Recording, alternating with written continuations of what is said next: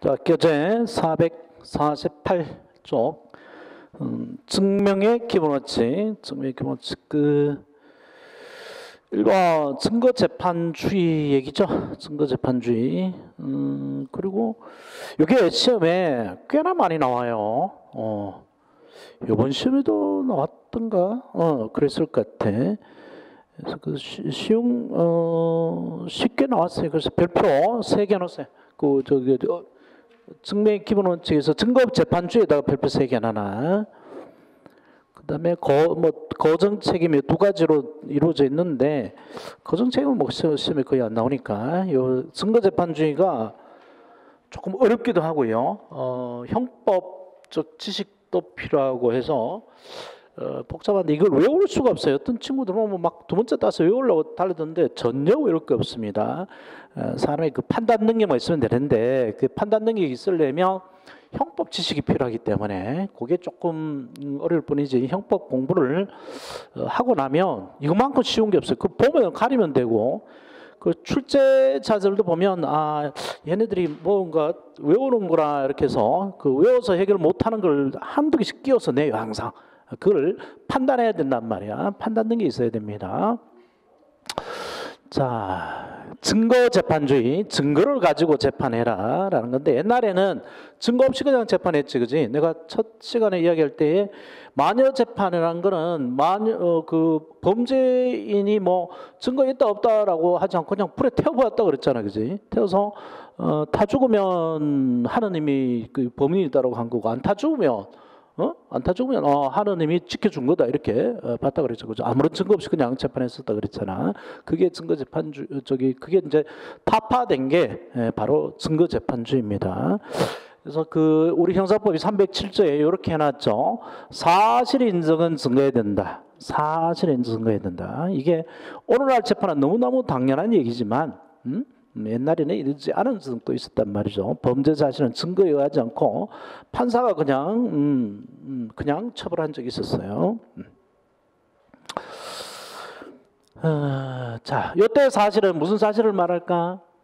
재판에서 사실, 요청 사실, 범죄 사실을 말한 거죠, 그죠? A가 B를 살해했는가 안 했는가 사실, 조현민이가 폭행했나 안 한 사실 증거해야 된다. 근데 그거는 좀 이따 보고요. 그 기초 개념으로 증명이 무슨 말인지 그거 보세요. 448페이지 방갈로 2번 증명. 오늘은 사실의 인정 과정을 증명이라고 그런다 그랬지, 그지? 증거로 분명하다. A가 B를 살해했다는 사실을 증거로 분명하는 걸 증명이라고 그러는데, 증명은 2가지가 있습니다. 다시 좁은 의미의 증명하고요, 협의, 좁은 의미의 증명, 본래 의미죠. 협의의 증명하고 소명으로 구별됩니다. 소명이란 말은 해명 정도예요. 내가 해놨지 거기. 소가 소통, 요즘 많이 쓰는 소통할 때 소입니다. 서로 마음으로 소통해서 분명히 하다 이런 말이고, 증명은 원래 의미의 증명은 증거로 가지고 분명히 하다 이런 거죠. 그래서 증명은 확신이 필요합니다. 확신 찾아서 동합해 놨어요. 법관의 어떤 사실의 존보에 관하여 증거에 확신을 얻는 것을 말한다. 조금이라도 의심이 없는 걸 말하죠. 그걸 증명이라고 해요. 그러면 A가 B를 살해했다, 의사가 만삭부인을 살해했다는 것에 대해서 법관이 확신을 가져야 되죠. 그래야 징역 20년에 처할 거 아니야, 그지? 20몇 년에. 조금 더 의심, 1%도 의심이 없는 상태를 말합니다. 소명은 그 정도는 아니에요. 대체로 그렇지 않을까 해서 한 7, 80% 정도, 7, 80% 정도의 그런 신념을 가지면 할 수 있는 것이 소명이고, 그걸 개연성이라고 합니다. 개연성, 한자 표현인데요. 개연성이란 말 많이 쓰는데, 고도의 가능성을 개연성이라고 그러죠. 고도의 가능성.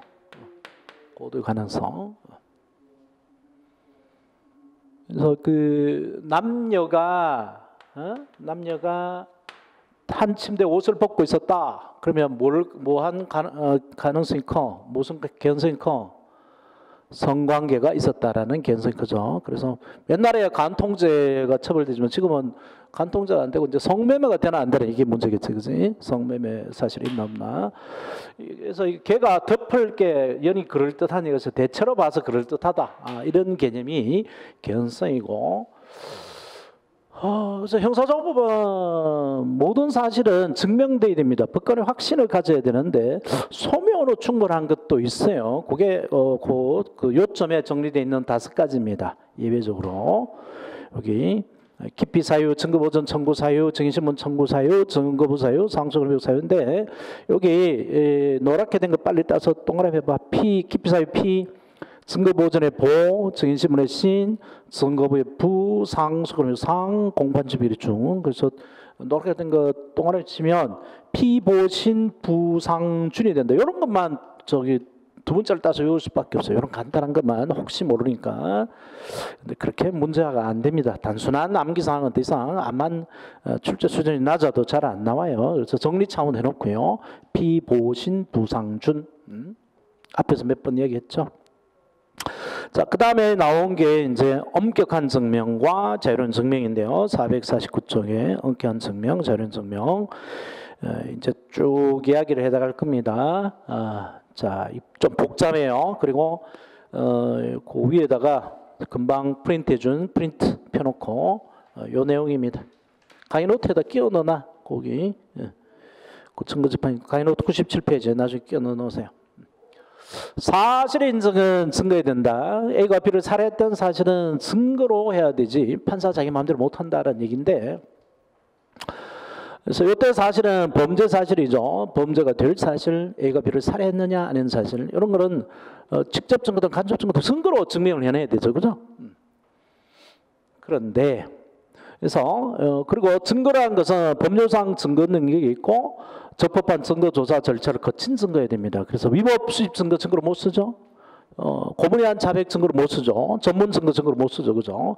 그러한 법률상 증거 능력이 제한되어 있지 않은 증거로 A가 B를 살해했다는 범죄 사실을 인정해야 됩니다. 그리고 증거조사는 법정에서 증거조사해야 돼요. 증거조사 증인 같으면 신문하고 증거물 같으면 제시하고 증거서류 같으면 낭독, 요지고지, 뭐 제시, 열람 이런 것들을 했었죠, 그죠?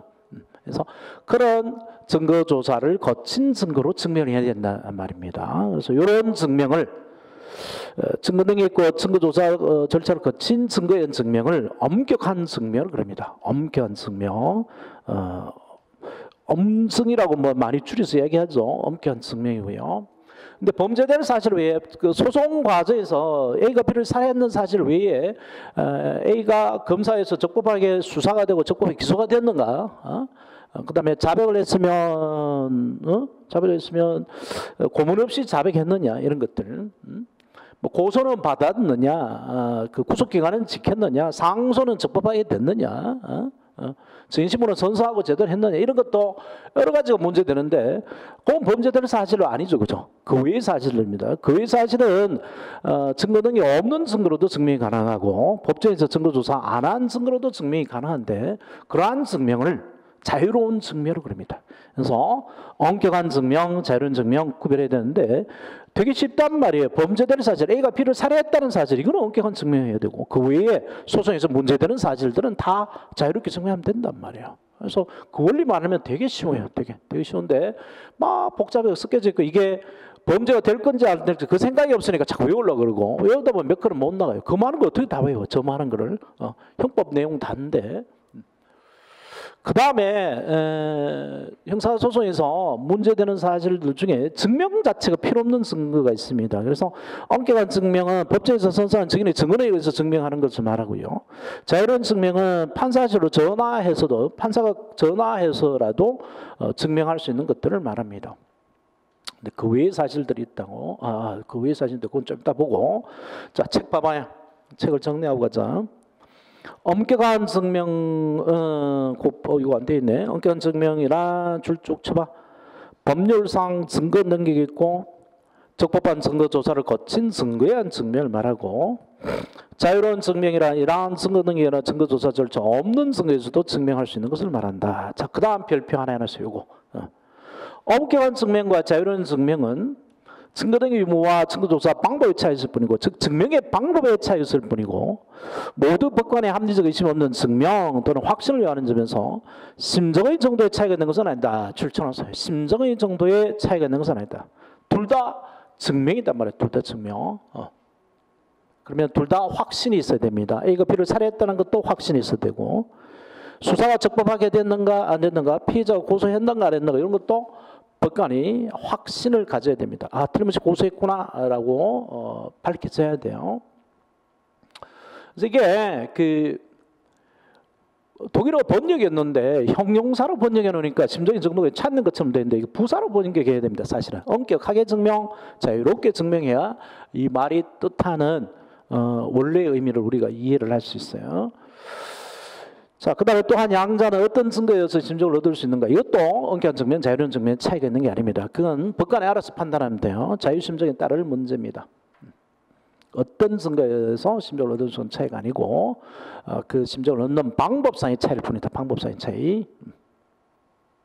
따라서 범위와 전과는 자백만으로 인정할 수도 있고, 남녀 사이 정사도 피해자 증언만으로 인정할 수 있습니다. 그래서 뭐 미투 했을 때, 근데 이게 뭐 위험성이 되게 많아요. 피해자가 미투 해가지고 아닌 것을 근거로 바꿀 수가 있죠. 그래도 요 판례 때문에 그런 것 같아요. 요 판례 때문에. 요 판례. 거기 들어가 있는 판례가 있어요. 그 449쪽에 들어가 있는 판례.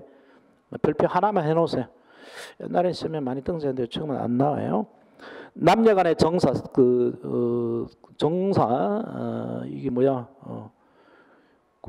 성관계를 말하는 거죠. 정사를 내용으로 하는 강간강제추행, 업무상 위력에 관한 간음, 업무상 위력에 관한 간음, 안희정이가 이걸로 지금 걸려져 있죠. 업무상 위력에 관한 간음 등의 범죄에 있어서는 행위 성질상 당사자가에서 극비리 또는 외부에서 알기 어려운 상태에서 감행되는 것이 보통이고, 그 피해자 외에는 이에 대한 물적 증거나 직접적 목격 증인의 증언을 기대하기 어려운 사정이 있는 것이니, 이러한 범죄는 피해자의 피해 전말에 관한 증언을 토대로 하여 범의 전후 사정에 관한 제방 증거를 조합하여 경험치에 비춰 범이 있었다고 인정될 수 있는 경우에는 유죄로 인정할 수 있다. 그래서 안희정 사건 뭐 김전인가 정무비서 걔 말 믿고 지금 수사하고 있는 거 아니에요. 오로지 걔 말 믿고. 근데 점점 조금씩 불리한 증거가 나오고 있죠. 그죠? 핸드폰에다가. 그래서 구속영장이 안 떨어졌잖아. 구속영장이 안 떨어지고 불구속 기소하면 유죄될 확률이 되게 떨어집니다. 구속이 되면 90%가 넘는데, 불구속 기소했을 때 그 통계는 못 찾아봤지만 현저히 떨어져요. 현저히. 예? 그래서 끝까지 가면 안희정이 이길 가능성이 높아졌어요.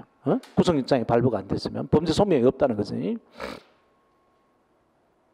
자, 그래서 엄격한 증명은 범죄될 사실이고, 그 외의 사실은 자유로운 증명이 필요한데, 증명 자체가 필요 없는 사실이 있습니다. 그걸 불요정 사실을 그래요. 불요정 사실.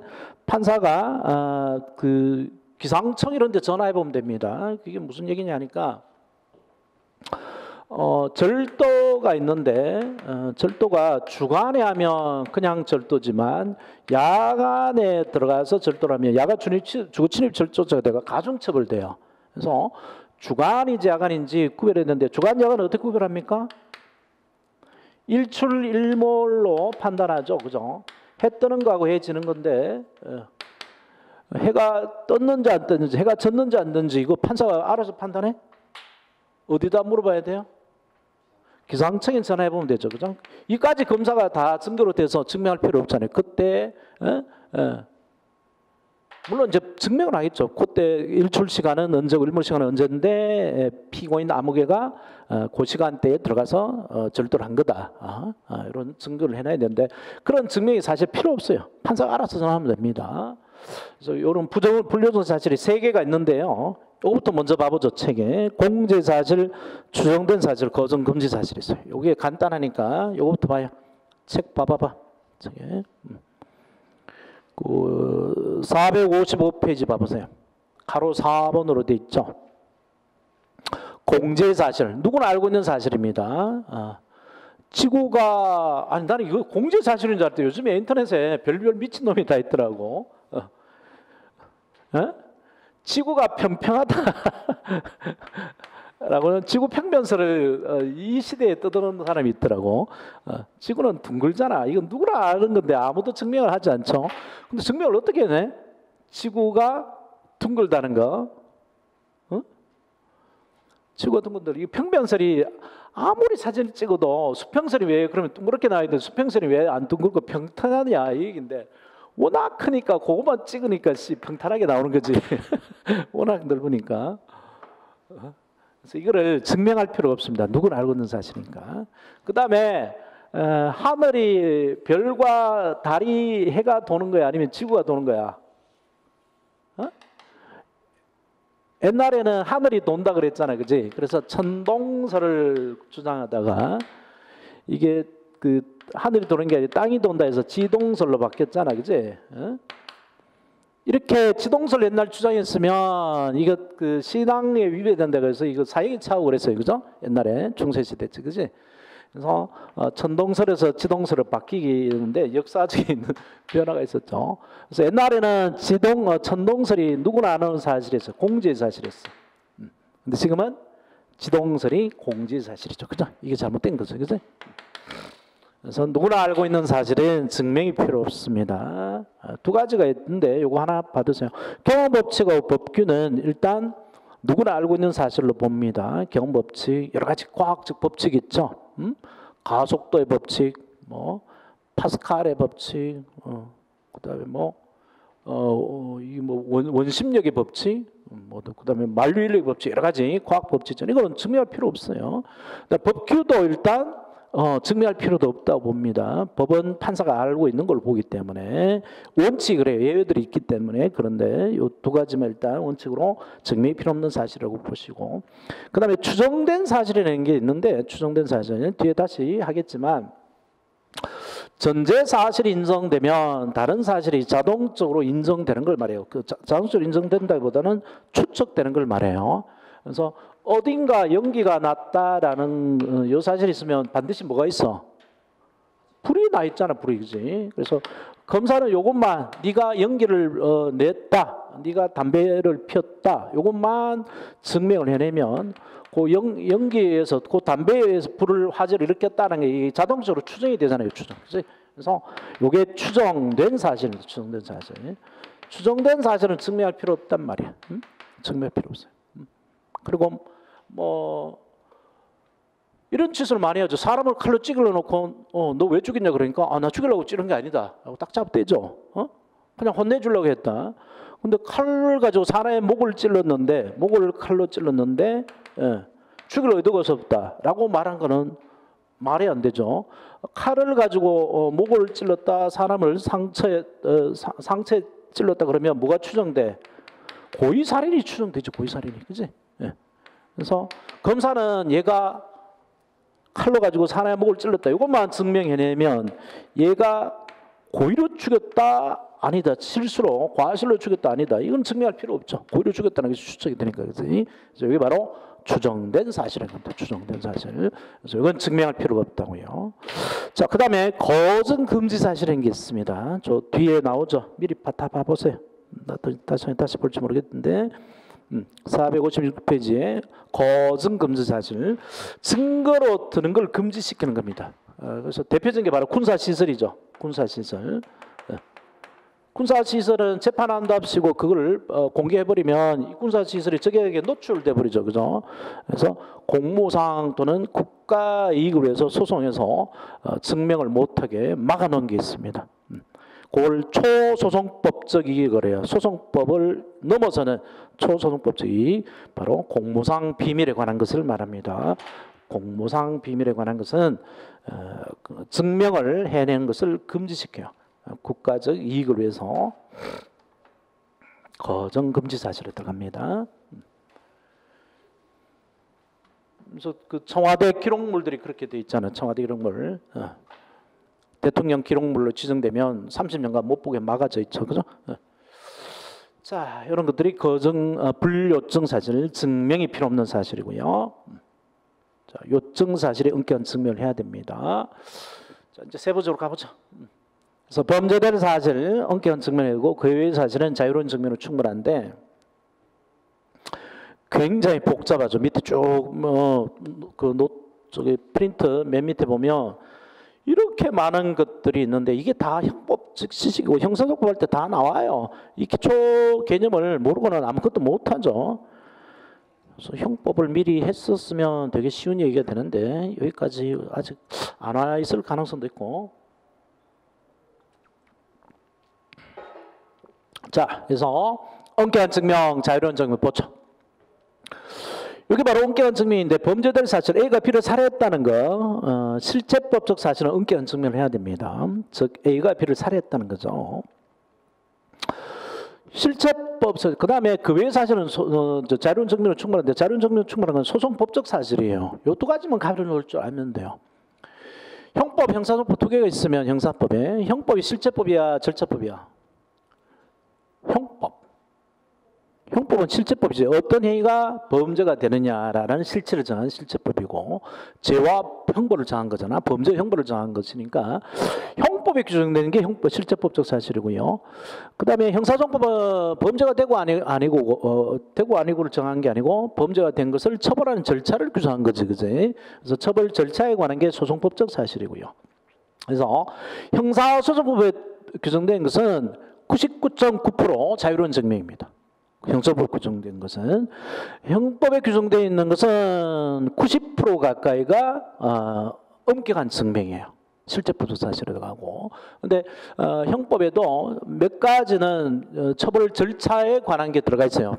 고소에 관한 것, 피해자 반대 의사가 있으면 처벌하지 못한다는 거, 이런 것들, 그런 것들 빼고 나머지는 다 엄격한 증명인데, 그래서 형법에 규정된 거 엄격한 증명, 형사법에 규정되어 있는 거 자유로운 증명, 이렇게 해도 돼요, 사실은. 형법에 규정되는 거 거의 엄격한 증명, 형사법에 규정되는 거 100%, 99.9% 자유로운 증명, 이렇게 해도 된단 말이에요. 근데 초보 단계에서는 뭐가 형법 규정인지 뭐가 형사법 규정인지 구별을 못하기 때문에 어려울 뿐이고, 그거 알 때까지 공부하면 돼요. 해결돼요. 그래서 범죄와 형벌이 바로 엄격한 증명이고, A가 칼로 찔러서 마누라를 목을 졸라가지고 죽였다는 사실, 그래서 얘를 뭐 얼마의 형벌을 가하겠는가 사실, 이런 것들을 엄격히 증명해야 됩니다. 증명해야 되고요. 그다음 범죄인 처벌 절차.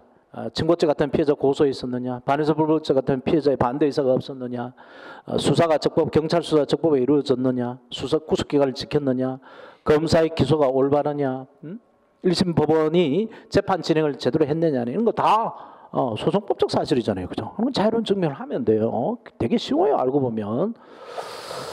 그 다음에 판사가 재량 사실, 판사가 알아서 판단하는 이것도 소송법적 사실로 봐도 됩니다. 그래서 자유로운 증명을 하면 돼요. 검사가 증명을 이제 엄격히 할 필요까지 없죠. 자유로운 증명도 검사가 하는 거지만 자유롭게 하면 된다는 거죠. 판사 재량 사실은 검사가 뭐 굳이 증명할 필요도 없는데 판사가 알아서 자유롭게 증명하면 돼요.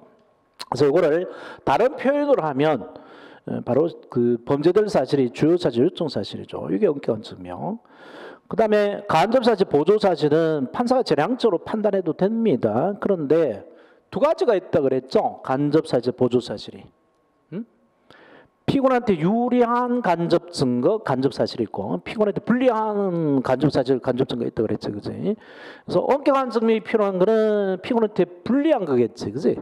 근데 피고한테 유리한 것, 현장 부재라든가 또는 그 탄핵 사실 이런 거는 판사가 재량적으로 판단하면 되니까 엄격히 증명할 필요 없겠죠, 그죠? 그렇게 판단하시면 되고요. 그래서 이거를 다른 말로 이제 하는 것이 어려운데, 형벌권의 전부와 그 범위 엄격한 증명이 필요합니다. 범죄가 되면 형벌권이 있겠죠? 범죄가 되지 않으면 형벌권이 없겠죠. 유죄가 되면 형벌권이 있겠죠. 국가 형벌권이. 무죄가 되면 형벌권이 없겠죠. 그에 관한 것들 엄격히 증명해야 됩니다. 그 다음에 형벌권 범위 바로 형량에 관한 거죠. 형벌에 관한 거 엄격한 증명해야 된다. 그래서 유죄 무죄와 형량에 관한 게 엄격한 증명이고요. 그래서 유죄 무죄가 바로 공소범죄 사실에 관한 거죠. 그 다음에 법률상 가중 감면에 관한 것이 형량에 관한 겁니다. 자유로운 이것도 엄격한 증명을 해야 되겠죠. 근데 재판상 감경하는 건 판사 재량 사실이니까 자유로운 증명을 하면 됩니다. 그래서 이제 그 공소범죄 사실이 바로 그 범죄 성립 요건이고요. 그다음에 범상 가중 감면 사유 이런 것들이 처벌 조건 이런 것들 공소범죄 사실입니다. 이게 이제 형법 지식이 필요한 거죠. 범죄 성립 요건, 처벌 조건. 그다음에 소추 조건은 소추조건으로서 소송법적 사실입니다. 형법에 규정되어 있더라도 형법에 규정되어 있더라도 요거는 친고죄 고소 반환사 불벌죄에서 처벌 불원 의사 표시 부존재 이런 것들은 소추 조건이 들어가요. 그래서 이런 거는 처벌 절차에 관한 거니까 자유로운 증명으로 충분합니다. 자, 그래서 이런 것들이 아직 그 공부가 안 된 상태에서는 처벌 조건이 뭔지 소추 조건이 뭔지가 명확하지 않으니까 뭐 인식이 잘 안 돼서 어려울 뿐이고 공부가 되어 있으면 되게 쉬워요. 그래서 조금 더 깊이 가보죠. 이제 형법 얘기. 범죄 성립 요건은 세 가지잖아, 그지? 범죄 성립 요건, 범죄 성립 요건, 구성격 해당성, 위법성, 책임, 그지? 구성격 해당성은 다시 구성격 요소가 두 가지가 있지. 주관적 구성요건 요소, 객관적 구성요건 요소, 그지? 주관적 구성요건 요소는 고의, 과실, 목적, 공모뿐만 아니라 작물죄에 있어서 작물의 성을 아는 사실, 그지? 그다음에 각종 절도 이런 횡령 이런 죄에 있어서 뭐 불법 영득 의사라든가, 그지? 그다음에 뭐 각종 목적법에서 목적이라든가 이런 것들 이런 것들이 주관적 구성요건 요소죠. 다 엄격히 증명해야 된단 말이에요. 검사가 작물인 것을 알고 샀느냐 모르고 샀느냐 큰 차이죠, 그죠? 그다음에 행위의 주체, 객체, 행위와 결과 인과관계 이런 것들 다 객관적 구성요건 요소에서 100% 엄격한 증명입니다. 그래서 뭐 존속 살해죄에 있어서 그 살인죄의 객체가 죽이는 객체가 자기 아버지라는 거, 그지? 알아야 되잖아. 자, 그다음에 그 위법성 조학 사유들이 있는데 이 위법성 조학 사유가 없어야 되죠. 정당 행위, 법령에 의한 행위, 사형수를 교도관이 사형 집행했다. 그러면 법령에 의한 행위죠, 그죠? 그래서 사람을 죽인 게 교도관이 법의 절차에 따라 죽였다라는 거 엄격히 증명해야 되죠. 그게 해당되지 않는다, 그죠? 교도관이 법 집행의 일종으로서 죽인 게 아니다. 사적인 원한을 죽였다 이러면은 또 살인죄가 되니까 그래서 그런 게 해당되지 않는다라고 하는 거 엄격히 증명해야 되고 정당 방위가 아니라는 거 엄격히 증명, 긴급 피난이 아니라는 것을 엄격히 증명해야 됩니다. 자, 그다음에 책임 조학 사유, 책임 못 능력, 심리상처 강요된 행위가 아니라는 거 엄격히 증명해야 처벌하죠, 그죠? 근데 보통은 구성력이 당성이 있으면 위법성 책임이 추정이 돼요. 그래서 보통 소송에서는 이게 문제가 피고인이 주장했을 때 이제 문제가 주로 되는 거고 그때 엄격히 증명을 해내야 됩니다. 항상 다툼이 있으면요. 여기 인천 어린이 유괴 살인 사건 놀이터에서 유괴 가지고 죽인 17살 되는 여자애하고 20 몇 살 되는 여자애 지금 재판 받았는데 인천지방합의소 17세 되면은 소년이었기 때문에 징역 20년 맞았고 시킨 애는 무기징역 맞았잖아, 그치? 그래서 이제 이게 1심 재판 결과인데 그래서 뭐 강요된 행위 이런 거 주장하잖아요. 책임 능력이 없다, 뭐 내가 그 순간 미쳤다 이런 거 그런 거 엄격히 증명해야 됩니다. 검사가 네가 미친 게 아니다, 심신상상도 아니다 이런 걸 엄격히 증명해야 된단 말이야.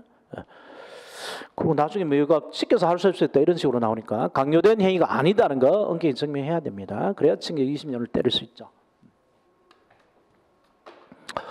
자, 그래서 이런 것들 엄격히 증명해야 되고요. 그 다음에 다시 이런 범죄가 성립되었다 하더라도 다시 처벌되기 위한 조건이 두 가지가 있죠. 객관적 처벌 조건하고요, 주관적 처벌 조건 두 가지로 나눠주는데 주관적 처벌 조건은 인적 처벌 조각 사유에 안 들어가야 되죠. 인적 처벌 조각 사유의 부존재입니다. 즉 친족 상돌에 친족끼리 절도를 했는데 아버지 물건을 아들이 훔쳤다, 아들 처벌 안 한다 그랬죠, 그죠?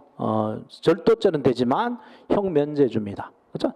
또 뭐 그 횡령을 해갔다 마찬가지죠. 친족끼리 서로 했을 때, 그 다음에 범인을 은닉했다, 증거를 인멸했다, 가족이 이렇게 해주면 처벌을 안 합니다. 그럴 때 그거에 해당되지 않는다는 거. 금은방을 틀었는데 틀은 사람이 그 집에 가출한 아들이 아니다는 것, 이걸 증명해 처벌할 수 있잖아요, 그죠? 그래서 아들이다 아니다 엄격히 증명해야 됩니다. 처벌 조건이니까요. 그다음에 객관적 처벌 조건, 파산 선고의 확정. 집에 돈이 이만큼 쌓여져 있는데도 빚을 털어내기 위해서 파산 신청을 하는 거죠. 파산 신청을 하면 일단 사유주 사망하고 이 빚을 털어내는 거죠. 파산이라는 게 빚이 더 많은 거지, 자산보다 빚이 더 많은 건데 사실은 더 많이 있는데 숨겨놓고 뭐 요만큼밖에 없다, 재산이. 예? 그래서 파산 신청을 해서 이만큼의 빚을 이제 판가를 받으려고 하는 건데 이게 사기죠, 사기. 그죠? 사기인데 파산 범죄로 별도로 더 처벌합니다. 근데 이렇게 파산 신청을 하면 그 채권자들이 이의 신청을 해서 민사에서 파산 신청 못하게 막을 수가 있어요. 그래서 파산 확정이 되고 나서도 이런 게 발견이 됐다. 그러면 이제 파산 선고 확정되고 나서 재산을 숨긴 게 있다, 은닉 재산이 있다 그러면 파산 범죄가 되는데, 그래서 파산 선고를 신청한 것만으로는 아직 처벌 조건을 못 갖췄고요. 파산 범죄는 되지만 파산 선고가 확정돼야 파산 범죄를 처벌할 수 있는 처벌 조건이 갖춰집니다. 그래서 파산 선고가 확정이 됐다는 것, 이런 것들을 검사가 엄격히 증명해야 되죠. 그리고 공무원이 되기 전에, 공무원이 임용되기 전에 미리 뇌물을 받아 먹어도 처벌받죠. 그죠? 사전 수뢰죄로 처벌받는데, 그래서 일단 사전 수뢰죄가 성립되지만 그 성립된 사전 수뢰죄로 처벌되려면 그 사람이 공무원이 임용이 돼야 되죠. 그래서 공무원이 될 것, 이게 객관적 처벌 조건에 해당합니다. 객관적 처벌 조건. 그래서 검사가 이런 것들은 엄격히 증명해내야 됩니다. 자, 그 다음에 법률상 가중 감면 사유, 뭐 많이는 한데 형법에서 형벌론에서 공부를 하시고 다 외워놔야 되는 거죠. 경합법, 누범, 상습범, 필요적 감경 사유, 심농 뭐 외우죠. 미농종 이렇게 외우나? 미농종. 형법 선생님한테 얘기해. 미농종, 뭐 임의적 감경 사유. 외국에서 받은 형은 빼세요. 필요적 추가 사유로 들어갔죠. 외국에서 받은 형은 빠져야 돼. 형법이 바뀌었어요. 그래서 과잉, 방위, 뭐 장애, 미수, 불능, 미수, 자수, 자복 이런 것들 면자가 되는 건 면제까지 가능하다는 거지, 그지? 형법이 사시고 여기에 해당되지 않는다는 것을 엄격히 증명해야 된단 말이야, 그지? 증주미수에 해당하지 않는다, 노화자가 아니다, 과잉, 방위이다, 과잉, 방위이다 이런 거 엄격히 증명, 검사가 엄격히 증명해야 됩니다. 과잉, 방위가 아니다 이런 걸 해야 되구나. 과잉 방위면 면제 뭐 되니까. 자, 그래서 엄격한 증명, 이게 다 형법에서 공부할 거단 말이에요, 형법사. 그래서 그 지식이 갖춰질 때까지 기다리면 되고 너무 짜증서 외우지 마세요. 그 외에 사실 범죄 처벌 절차에 관한 건 자유로운 증명으로 충분한데 바로 소추 조건입니다. 소추 조건. 형법에서는 소추 조건이고 형사조건은 소송 조건에 그러죠. 그래서 형법에서 이야기된 거는 요 두 개밖에 없죠. 친고죄 고소하고 반의사 불벌죄에 있어서 처벌 희망 의사 표시 부존죄 두 개밖에 없는데 형사정법에서는 다죠. 토지 사물 관할, 그다음에 확사 공개, 이게 뭐야? 면접 판결 사유, 재무 다치 고처, 공사 판결 사유, 추사 경보, 공사 결정 사유, 그지? 요 17개가 다 소송 조건이고 이거 다 자유롭게 증명하면 돼요. 대표적인 게 바로 요거죠. 이 사건에 대해서 확정 판결이 있나 없나? 확정 판결이 있는 사건은 기판력 때문에 일사부실력 때문에 다시 할 수 없잖아요, 그죠? 그래서 이 사건은 지난번에 확정 판결을 내린 그 사건과 다른 사건이라는 것을 검사가 증명해야 되는데 엄격한 증명할 필요 없단 말이야. 그다음에 공소시효가 완성된 사건이다 아니다 이런 거. 이 사건은 아직 공소시효가 완성된 사건이 아니다. 지금 MB가 5사건으로 다시 기소가 됐는데. 이거 이 MB가 대통령이 안 됐으면 공소시효 이미 완성된 사건이에요. 처벌할 수 없어. 근데 MB가 대통령 되었기 때문에 5년간 공소시효가 정지가 된 거죠. 그래서 MB 측 변호사들이 이건 공소시효 완성된 사건이라고 떠들었는데 이 헌법 규정은 무시한 거지. 헌법 규정하고 헌법재판소 판례하고 대통령 재직 중에는 기소 못하니까 이만큼 공소시효가 5년 늘어났다는 걸 생각을 못했어요. 그래서 5년 늘어났기 때문에 다 처벌할 수 있는 거죠. 그래서 검사가 기소하면서 이걸 증명해내야 된단 말이에요. 이 사건은 대통령 재직 중 5년간 늘어난 사건이라고, 공소시효가 완성되지 않은 사건인 걸로. 근데 자유롭게 증명하면 된단 말이야. 뭐 법률상 증거 등이 있는 증거로 증명할 필요가 없다고요. 그리고 피해자가 뭐 고소를 했나 안 했나 이런 것들이 여기 다 들어갑니다. 친고죄 고소, 친족 상도들, 뭐 친족 이런 것들 다 자유롭게 증명하면 돼요. 그다음 재판상 감경, 장량 감경, 뭐 양형 사유 거의 같은 거죠. 정상 참작, 일반 전과 사유 이런 것들은 자유롭게 증명하면 됩니다. 그렇지만 누범 전과는 누범 전과가 뭐지? 형법에서 했나? 누범? 절도죄를 저질러 가지고 징역 받으러 갔어요. 징역 받아서 징역 몇 년 살았는데 이놈이 출소한 다음에 집행이 완료되고 또는 면제된 다음에 뭐 가석방이 돼서 면제된 다음에 3년 내에 또 이런 죄를 징역 이상의 절도를 또 저지르잖아요. 그러면 바로 이게 옛날에 이게 누범 전과가 되는 거죠. 누범 전과가 있고 얘를 누범으로 처벌하는 거죠. 싸울 누자요. 그래서 장기 200까지 가중하죠. 200까지 가중해서 처벌하죠. 200 가중. 저거는 법률에서 2배 가중하라고 돼 있으니까 엄격한 증명에서, 자유로운 증명에서 이 누범 전과가 있다 없다를 엄격하게 증명해야 되겠지. 2배로 가중 처벌을 하니까. 그래서 일반 전과는 판사가 재량적으로 판단하기 때문에 자유로운 증명으로 충분하지만, 그래서 피고인 말로 내가 전과가 몇 범인데요. 그래도 쳐줘요. 그냥 너 전과 몇 범이고 기록 안 봐도 돼.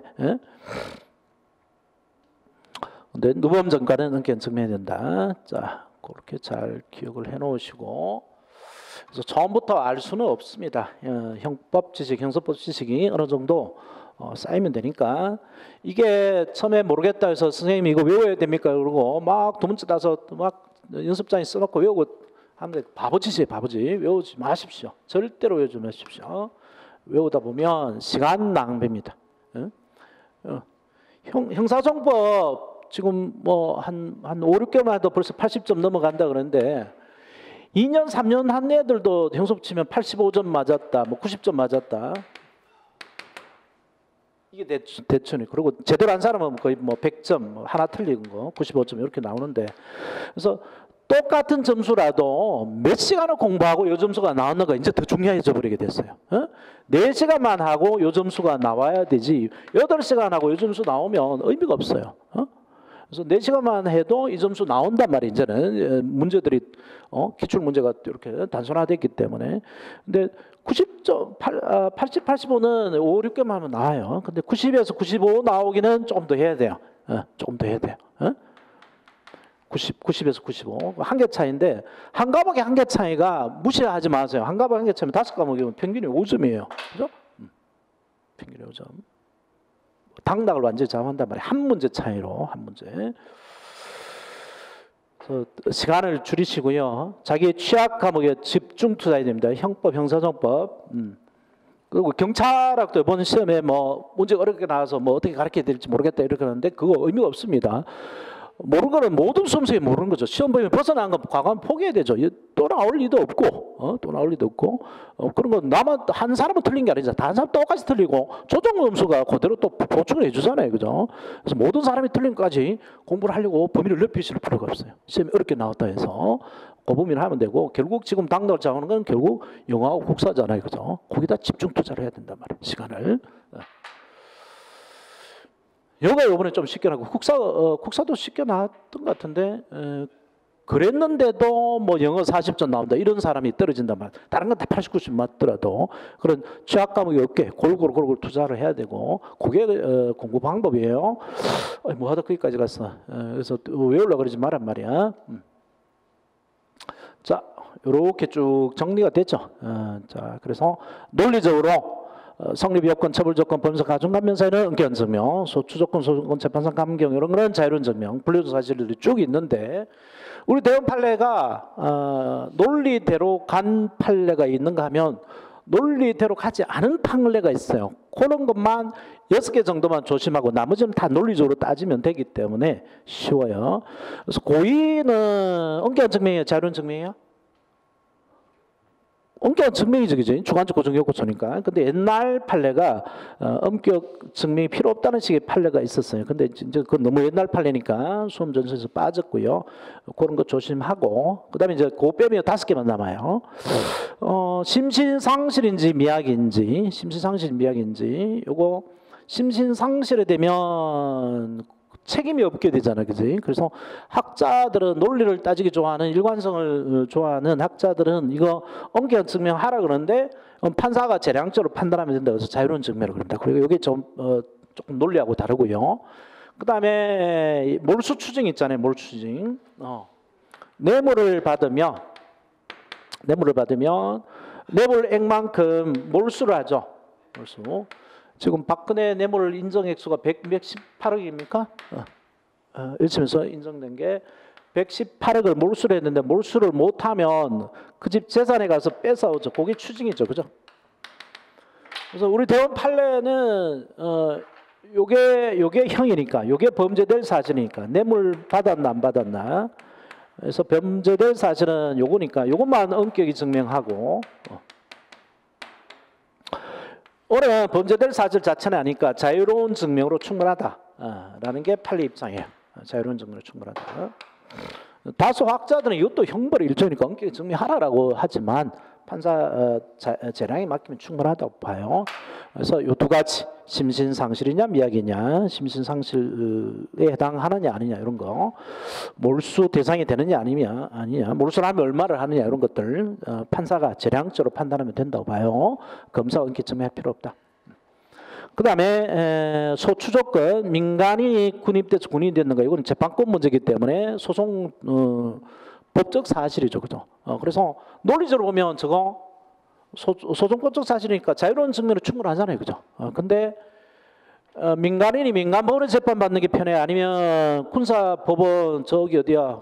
군사법정 있는 거 사령부까지 가야 되죠. 사령부가 있는 군법정까지 가야 돼요.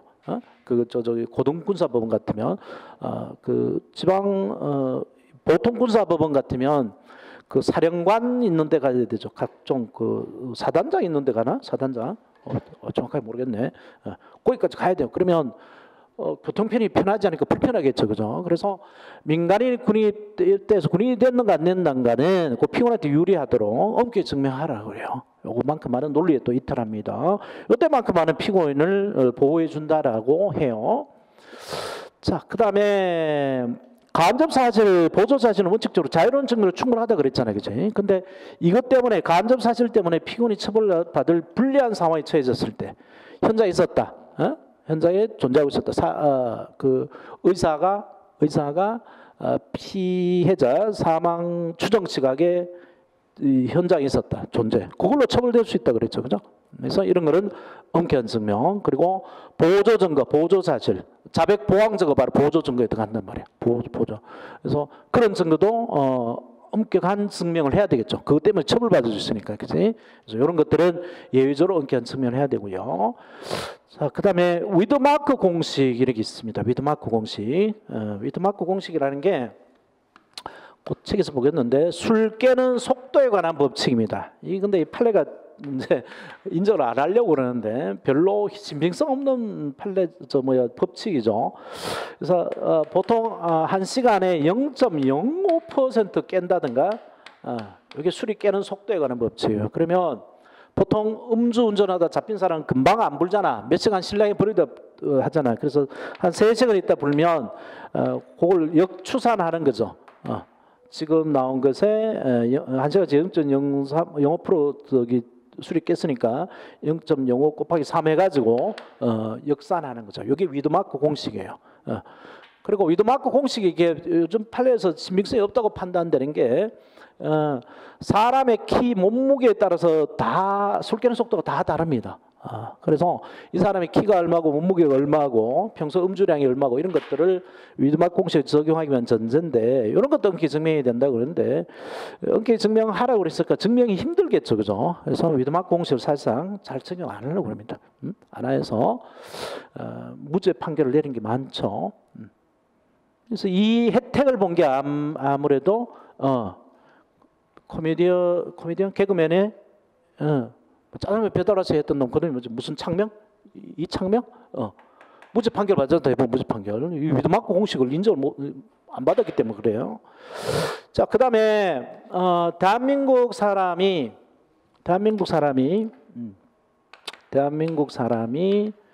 저기 성매매가 합법화된 네덜란드 가서 성매매를 했어. 그러면 네덜란드 우리나라 사람 처벌받아 안 받아? 우리나라 사람 처벌받지. 속인주의 때문에 우리나라 사람 처벌받습니다. 근데 네덜란드 사람은 처벌받아 안 받아? 일단 받잖아. 그지? 우리나라 사람에 대한 범죄니까 처벌받는데 6조 단서가 있죠. 우리나라 국민에 대한 범죄지만 행위지의 법률에 의하면 범죄가 안 될 때 네덜란드나 스웨덴 같으면 이건 합법화됐단 말이에요. 그치? 그래서 이 사람은 처벌 안 하죠. 만약에 우리나라에 들어왔다 그러면 우리나라 법정에서 불들어가 할 수 있는데 네덜란드에 합법이 있네요 이러면은 처벌할 수 없죠. 그죠? 그래서 우리나라 사람 항상 처벌됩니다.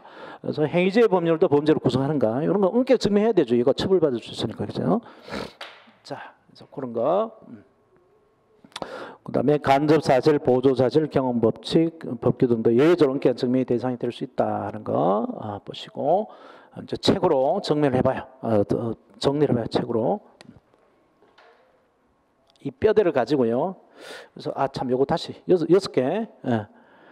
심신미약인지 상실인지 물수주증이 민간인이 군입됐는지 하나 둘 셋 넷 다섯 개만 합니다. 요거는 논리적으로 생각하면 되니까 위드마크 공식을 적용하기 위한 전제사실, 그다음에 행위죄 법률도 범죄를 구성한 거. 요거는 엄격한 증명. 거의 다 엄격한 증명이었구나. 이 두 개가 자유로운 증명이었네. 심신미약, 상실, 모수증. 외우려고 하지 마시고 하나하나 이해를 해야 됩니다. 왜 그런지. 자, 449쪽 맨 밑에부터 보죠. 엄격한 증명. 형벌권의 존보와 그 범위에 관한 사실 줄 쳐놓으세요. 이게 가로 2번으로 돼 있지. 책에는. 형벌권의 존보와 그 범위에 관한 사실이 바로 엄격한 증명의 대상이 된다.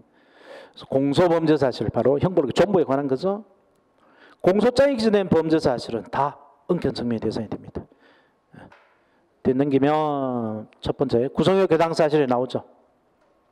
구성요건 해당 사실 다 엄격한 증명이다. 고의, 목적 다 그죠? 자, 맞아 판례들 쭉 나오는데 핵심적인 것만 빨리 파악하세요. 그래서 이제 이걸 다 문장을 다 다 읽을 수 없잖아요, 그죠? 마지막 정리할 때 이런 것들이 엄격한 증명이지라고 할 수 있는 정도만 되면 됩니다. 그래서 뇌물죄 수뢰액 그것만 줄쳐놔. 다 읽을 필요 없이 뇌물죄 수뢰액 엄격한 증명 이렇게 자동적으로 가게. 형법 판례 정리하는 방법도 그 방법이지. 형법 판례 워낙 많으니까 핵심 용어를 딱 줄쳐놓고 요거 뭐다 이렇게. 그래서 읽어보면은 뇌물죄 그 수뢰액은 다과에 따라 범죄 구성 요건이 되므로 엄격한 증명이 돼서야 되고. 그래서 50억인가 얼마지? 넘으면 형법이 아니고 특정 범죄 가중 처벌하는 특례법이 적용됐죠, 그죠? 그래서 박근혜 최순실도 그 규정을 적용을 받았잖아, 그지? 그러면 그건 무기징역도 가능하죠. 사형도 사형은 안 되나? 여기 나오네 바로 특정 범죄 가중 처벌에 관한 법률로 정한 범죄 구성이 되지 않는 단순 뇌물죄의 경우도 몰수주의 대상이 되는 까닭에 역시 증거에 인정돼야 된다. 엄격한 증명을 하라는 얘기입니다. 자, 그다음에 과적 차량의 적재량 측정 요구 불응죄인데 이게 무슨 말인지 알아요? 과적 차량? 너무 많이 싣고 가는 걸 과적이라고 그러지, 그지? 트럭에 막 보면 트럭은 요만한데 짐을 산대가 싣고 다니죠. 그래서 이 이제 벌금 각오하는 거지. 가서 팔면 그 벌금 낸 것보다 더 많이 벌을 수 있으니까. 그래서 이거를 고속도로 톨게이트 보면 오른쪽으로 빠지는 자리가 있어요. 트럭 측재고 밑에 저울이 있습니다. 그래서 화물 차량 우측으로라는 팻말이 있습니다. 화물 차량 우측으로. 그래서 이게 바로 적재량 측정 요구라. 요 팻말을 보고도 이쪽으로 빠져 이로 빠져 도망가면 측정 요구 불응죄에 해당해요. 그래서 이런 화물차 우측으로라고 하는 적재량 측정 요구가 있었다라고 하는 것, 이걸 분명히 봤다 안 봤다는 거, 이게 언견 증명이 돼야 돼요. 그래서 요거 출처나 도로관리청의 적재량 측정 요구가 있었다는 점, 요거 언견 증명해야 된다. 그 다음에 교사 범위에 있어서 교사 사실, 요거는 뭐 객관적 구성 요건 요소죠. 언견 증명. 자, 그 다음 공모나 모의 출처서요. 요걸 외워놓으니까 합동 범위에 있어서 뭐 합동 이런 식으로 또 바꿔냅니다. 다 언견 증명이죠. 공모 공동점에서 있어서의 공모 모의 언견 증명, 주관적 구성 요건 요소를 보죠. 그 다음에 알선 수재지에서 공무원의 직무에 속한 사항을 알선한다는 명목으로 수사했다는 범위 동감해 놓고요. 바로 엄격한 증명입니다. 범위 고의죠. 주관적 구성 요건 요소. 그 다음에 밑에 판례가 들어가 있나? 특정 범죄 가중처벌에 관한 법률 제1조 요항에 보복 목적 살인죄에서 폐의적의 보복의 목적이 있었다는 점, 가중처벌하죠. 법률상 가중이 되잖아요, 그죠? 그래서 엄격한 측면해야 된다고. 형량에 관한 겁니다.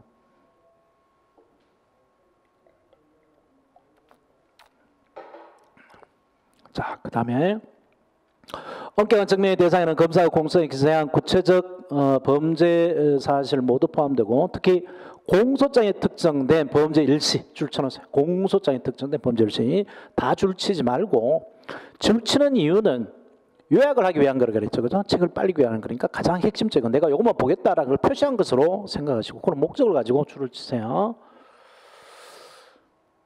자, 그 다음에 가로 2번 위법성 책임 조각 사유, 동그라미 1번 되어 있네. 위법성 조각 사유나 책임 조각 사유 부존재, 부존재입니다. 근데 사실상 추정이 되기 때문에 검사가 현실적으로 바로 엄격한 증명할 필요가 없지만 다툴 때는 엄격한 증명을 해야 됩니다. 근데 그 밑에 요거 있죠. 밑에 문단 여기다 별표 한 2개 해놓으세요. 명예훼손죄에 있어서 위법성 조약사유인 사실의 증명까지만 줄치고, 명예훼손죄에서 위법성 조약사유인 사실의 증명, 요거는 위법성 조약사유지만 자유로운 증명으로 충분합니다. 이거 왜 그런지는 뒤에 가서 볼게요. 바로 뒤에 있는데, 가만히 있어봐. 페이지로 불러줄게. 바로 어디 있느냐면 459페이지 있어요. 459페이지 화살표 하나. 459 가지 말고 거기 가서 이쪽으로 되돌아올 테니까.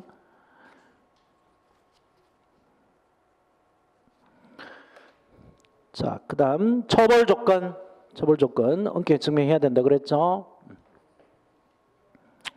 객관적 처벌 조건, 주관적 처벌 조건. 두 번째 줄, 따라서 사전 출했죄 송문이 된 때, 파산 범죄죄 파산 선고 확정된 때, 그런 때 줄 쳐놓으세요. 사전 출했죄에서 공문이 된 때, 파산 범죄 파산 선고 확정된 때. 아까 도표에 봤지만, 그 다음에 법원인의 증거인멸죄 친족간의 등내에서 친족 또는 가족 요것만 줄 쳐놓고, 자, 그 다음에 가로 2번으로 내려가 봐요. 법률상 형량에 관한 사실, 형벌권의 범위에 관한 거죠. 1번 법률상 가중감면사유. 아까 본 거 쭉 다죠. 경합범, 누범, 상습범, 심신미약, 농합, 장애 등등. 여기서 받은 형 여기도 빼야 되겠다. 근데 다만 판례는 별표 2개 해놓으세요. 심신미약인데 심신미약뿐만 아니라 심신상실, 미약 다 들어갑니다. 심신미약은 법률적 판단의 문제이고 범죄될 사실은 아니므로 엄격한 증명 필요 없다라고 판시하고 있습니다. 뒤에 넘겨서 판례 별표 3, 4개 해놓으세요. 많이 나와요. 피고인의 범행 당시 정신상태가 심신상실이었느냐 또는 심신미약이었느냐 문제. 이거는 법률적 판단 문제로 봅니다. 그러니까 판사가 알아서 판단해야 될 문제지 마치 상해죄에서 상해 정도처럼 의사가 판단하는 문제가 아니라고. 정신적인 문제니까. 그래서 그 정신과 의사는 이 사람이 심신상실 상태에 있을 가능성이 크다라고 했는데 김길태가 그랬었죠. 김길태가 여중생 죽여놓고 살해해서 목 졸라 살해하고는 죽여서 어디야 그 물탱크에 넣었잖아, 그지? 그래서 그 뭐야 이 전두엽 뭐 발작증인가 그걸로 기억 상실의 가능성이 있다. 그래서 심신 상실의 가능성이 있다라고 의사가 얘기했지만 판사는 아니 그 사실을 다 기억해. 지가 죽이고 넣어놨던 것을 슬쩍 물어보니 왜 그랬냐 물어봤어요. 왜 그랬냐니까 죽을까봐 그랬다 그래. 그 이제 지가 말한 게 실수지. 몰라 아무것도 몰라 이래서 몰랐는데 추워서 그럴까봐 그랬다 했어요. 추워서 그럴까봐 해서 다 기억한 거지. 지가 물통에 넣고 시멘트 가루도 넣었다는 걸 기억한 거란 말이야. 그러면 심신상실이 아니다 본 거죠. 그래서 그 밑에 나옵니다. 심신자유자 행위 여부는 반드시 전문지식의 감정 연수만 결정하는 것이 아니고 판사가 알아서 판단하면 된다는 거죠. 그래서 자유로운 증명이라는 거고. 자, 그다음에 몰수 추징 아까 얘기했죠. 몰수의 대상이 또는 몰수나 추징 대상이 되는지 그것만 출처하세요. 또 얼마만큼 할지 이런 것도 알아서 판단하면 된다. 판사가. 자, 그다음 기타 예외적으로 엄격한 증명을 요하는 경우 간접사실 보조사인데 여기서 멈추자. 안 되겠다. 멈춰놓고 이야기할 게 많아요. 밥 먹고 가서 하자.